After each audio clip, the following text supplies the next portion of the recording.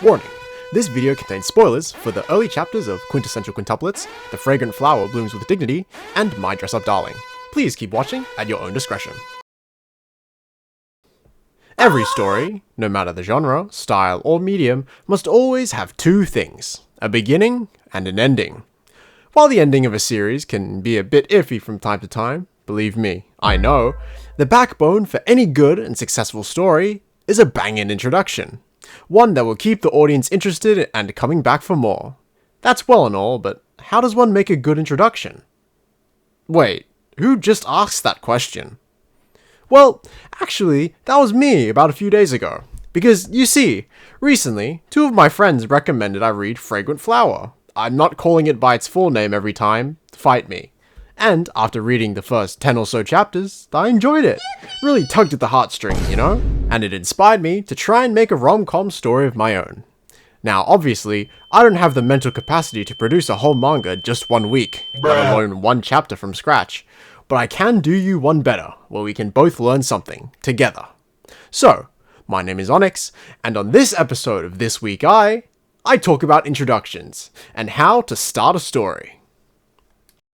For the video's sake, rule of threes and such, I've boiled everything down into 3 main talking points, in which I'll explain the concept, provide an example, and at the end of the video, I'll display how I'll use it in my own manga. Eventually. So, let's see what's on the agenda today, shall we? Part 1. Setting the stage. As the name implies, targets the setting of the story. Where will the narrative take place? What kind of world are the characters living in? That kind of stuff. While this section is more important in other genres of media, where the world can be vastly different from our own, I believe it's still worthwhile learning about it anyway. Not everyone wants to write just rom-com slice of life stuff, am I right? Oh my god. The main thing we want to focus on is the execution. Remember, show, don't tell. How can we show the audience our world effectively and in a way that doesn't feel forced? The most simplest, and usually effective way to do this is through character dialogue, and in tandem, their actions. Because sometimes, simple is better.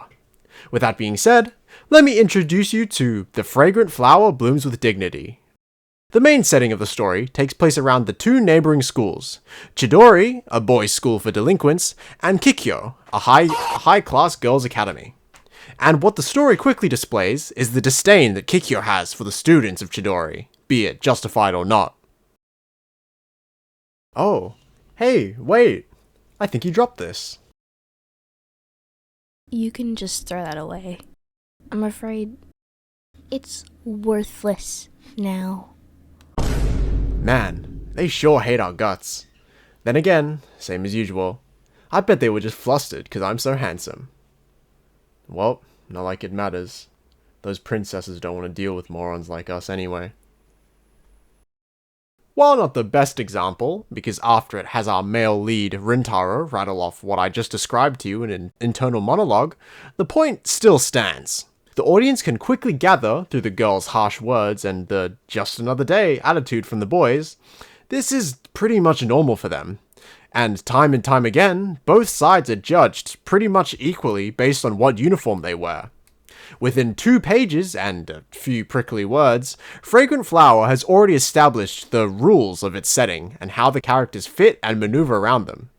One more thing I'd like to highlight about the setting as a whole is to keep it contained.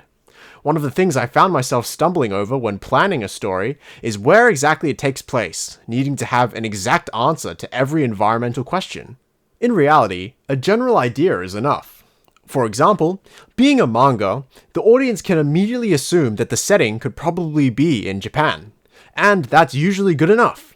Just by looking at the environment, it paints a clear enough picture as to what kind of area these characters are living in, and imagination does the rest.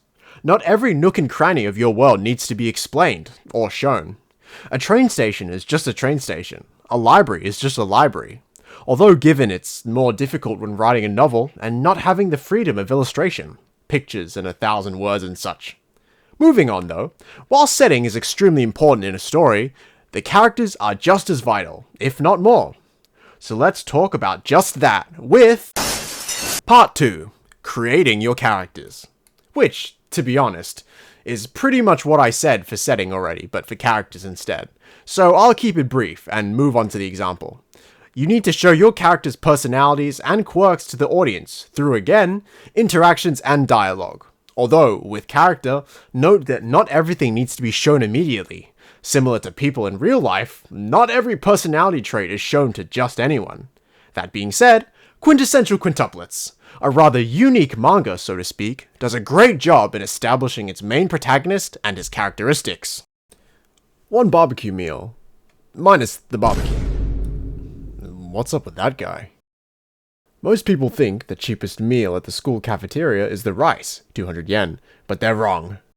If you subtract the barbecue plate, 200 yen, from the barbecue meal, 400 yen, you also get a bowl of miso soup and pickled vegetables for the same price. The school cafeteria rules. They even let you have all the water you can drink. Hey, let's get going. Oh, sorry, pal.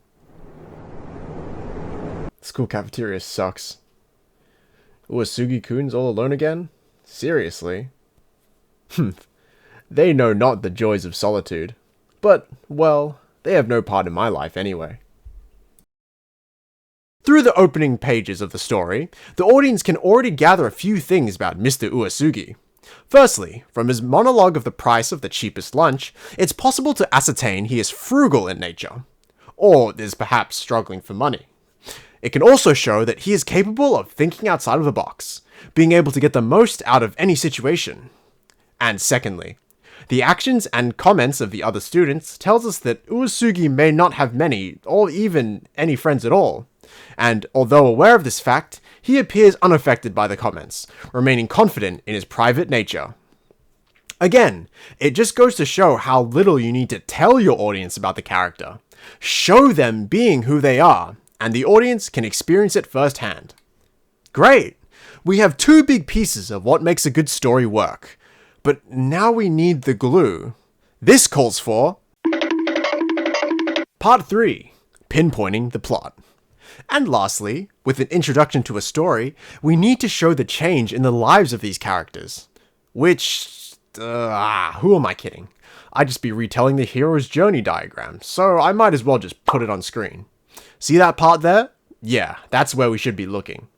The gist of it is that the start of a story should change the everyday lives of these characters. In the rom-com genre to be specific, what reason do these characters have to meet, and why do they keep meeting? If you can answer these questions that 1. Play into the character's personality, hobbies, or interests, and 2. Do it in a way that fits with the world they live in, you create a meaningful hook that the audience can buy into.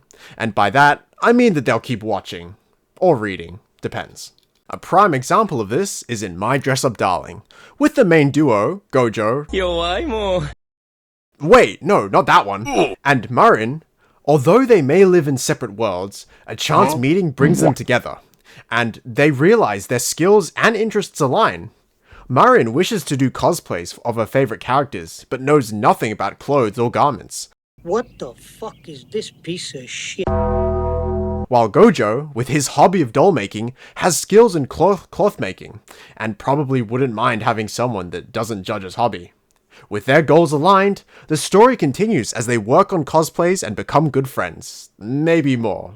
Sorry, I only watched the first season, Lamau. Regardless, this example shows us how to connect two characters through not only a simple inciting incident, but also utilizing each of their character traits to make their cooperation feel natural. So, now that I've laid out all of the essential ingredients to do a good introduction, it's time to put them to use. Alrighty, let's put it all together, shall we? Real quick, I want to mention that this section of the video is for my own project. So if, say, you were also trying to make your own story, this may or may not work for you. Anyways, to make this part interesting for both you and me, I'll be asking myself a bunch of world building questions, answer them, and explain how they relate to each other and help build a cohesive foundation for an opening. Firstly, where does the story take place? And are there any defining aspects about the world that need to be highlighted? The primary location of the story is a high school. Although it doesn't need a specific location, using my experiences as an Australian, it could be argued that the story could take place in Australia. Aside from that, the world is just our own reality. I want to make a grounded rom-com story that could be very unlikely but possibly be realistic. Secondly, what character traits should be highlighted early on for both protagonists, and how will you display them in action? The main premise of both characters meeting is their love for creative work. Obviously, as a creative myself. The male lead, name to be decided, likes drawing, and typically spends most of their school day drawing or zoning out. This leads him to not have a lot of friends, so he's kind of the odd one out. And then the female lead, again, name to be decided, is more well-rounded, is acquainted with a lot of people, but doesn't open up about her hobby of writing stories and fanfics. To display these traits, I'll have classmates comment on the drawings of the guy, as they could be seen as weird, while the girl will be shown writing stuff in her free time in between classes. Finally, how will these characters meet one another, and what causes them to stay together? The story starts at the beginning of a school year, and both characters find themselves sitting together during an art class. They share some comments on each other's hobbies, and realize that they both love making stuff. They keep interacting with each other initially due to their shared art class. However, as time goes on, they begin to hang out more outside of it as they become friends. And that's a wrap! And here I'd hand in my media homework and hope I pass. While this method is definitely subjective, it covers the general spots one should fill in before they begin to draw or write their story. That being said, while not a lot actually came from this video, I do actually intend on making a one-shot of this concept eventually for another episode of TWI. It's yet to be decided, along with when, but one day. Anyways, you've reached the end of this video. I hope you've learned something, and if not, and I'm just being an idiot, then oh well. I at least hope it was entertaining listening to me talk about rom-com manga. Don't forget to like, subscribe, and I'll see you next time on